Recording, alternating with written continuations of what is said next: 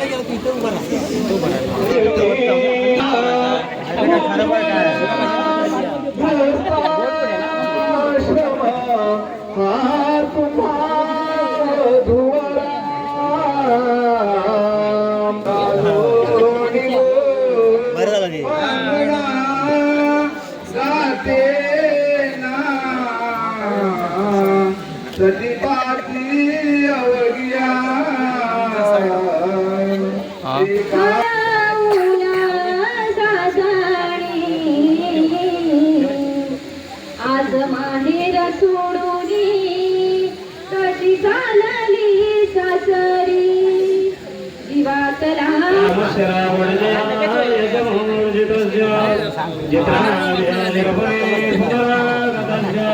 तन्मंगलं भवतु ते विजया हि नित्यं सुमूर्त तदेव नगरो सुदिनं तदेव.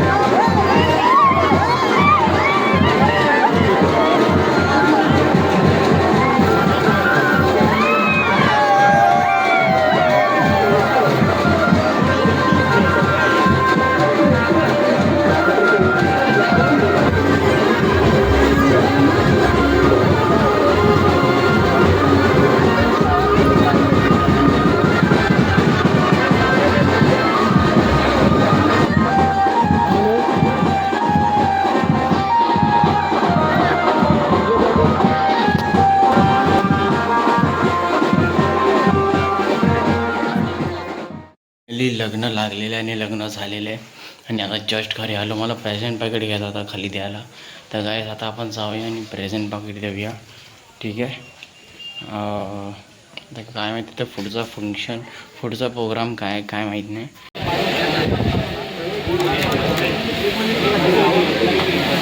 लागला होता सकाळी, त्याच्यामुळे हो खालती हो तसंच काम तसं साईड